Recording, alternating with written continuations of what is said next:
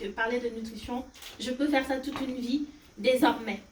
Pourquoi? Parce que je suis une personne qui est passée aussi par des kilos, comme je vous l'ai dit, et j'aimais tellement manger, j'aime encore manger.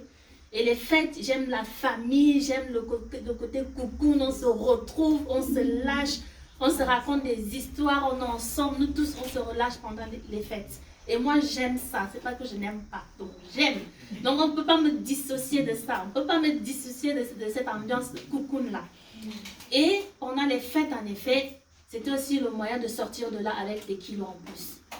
Pendant les fêtes ou pendant les vacances en Afrique, c'était souvent moi les périodes pièges parce qu'on est en famille, on se lâche quoi. Et en général, je suis quelqu'un qui a fait plusieurs épisodes dans sa vie, qui a vécu plein d'histoires, qui est passé par des fiançailles qui m'ont vraiment rempli de tristesse en fait, et aussi de déception. Aussi quelqu'un qui ne savait pas manger, qui ne savait pas ce qu'il faut piocher pour éviter d'avoir des kilos qui peuvent être néfastes ou qui peuvent détruire sa santé. Je ne savais pas faire, mais ce qui est sûr c'est que j'aimais manger et j'aime encore manger. Donc au final, je me suis retrouvée vraiment obèse au fil du temps par tous les épisodes de la vie, que ce soit les fiançailles, les cours, j'étais en faculté de médecine. Il y a tellement de choses qu'on vit qui font que on va finalement soit se réfugier sur la nourriture, soit on ne va pas manger du tout. Moi, je me réfugiais sur la nourriture. Et la société ne m'a jamais pointé que j'avais des kilos qui me gênaient. Ma croyance ne m'a jamais pointé, ma culture ne m'a jamais pointé. Je suis africaine, on se porte bien, on est belle, on met la gaine ou encore on s'habille de façon à bien cacher les bourrelets, tout va bien. J'ai jamais eu un problème avec le poids. J'ai jamais été celle-là qui était frustrée ou discriminée par rapport à... Personne n'a jamais pointé le poids sur moi. J'étais même professionnelle, je suis professionnelle de santé, je suis pharmacienne, donc je travaille avec les gens avec qui je disais c'est bien de manger sainement. Mais le poids ne m'avait jamais été pointé du doigt, ni par moi-même, ni par quelqu'un. Mais j'étais obèse par rapport à tout ce que j'ai dit, les épisodes. Je raconte même dans mon livre les fiançailles que j'ai connues, ce que j'ai eu, qui j'étais, comment je suis sortie de ces fiançailles. Parce qu'il y a vraiment plein d'épisodes, plein de choses. Moi, c'était ça. Quelqu'un d'autre, ça va être la maladie. C'est la personne qui est malade elle-même. Moi, j'étais pas malade, mais j'avais un fiancé qui était malade. Quelqu'un d'autre, ça va être le travail, l'oppression, le patron qui embête, qui fait qu'elle se retrouve avec les kilos. Mais la chose que cette personne-là a fait, c'est qu'elle s'est réfugiée sur la nourriture. Et elle s'est mal réfugiée sur la nourriture.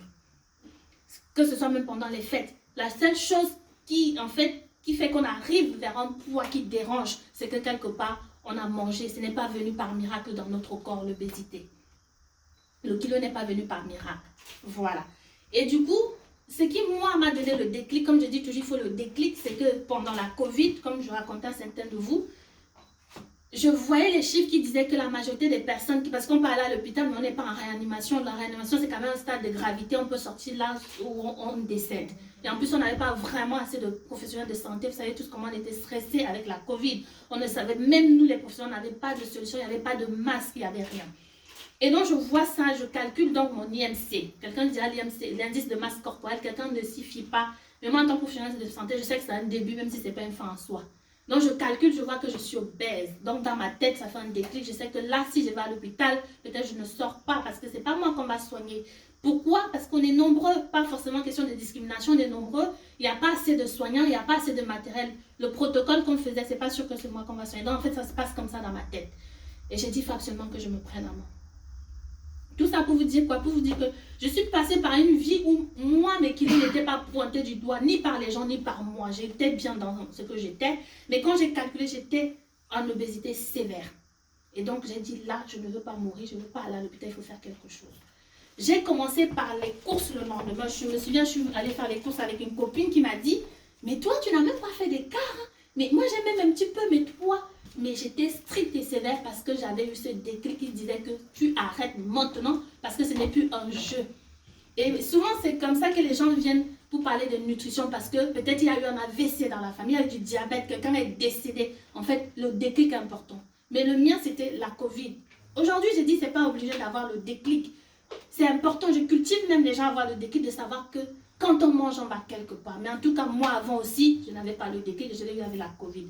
Et c'est là donc que je me retrouve à approfondir la nutrition, à retourner même à la fac de pharmacie pour faire la spécialisation en nutrition, pour voir qu'en fait, il n'y a aucune maladie, il n'y a aucun aspect de la vie où la nutrition n'intervient pas.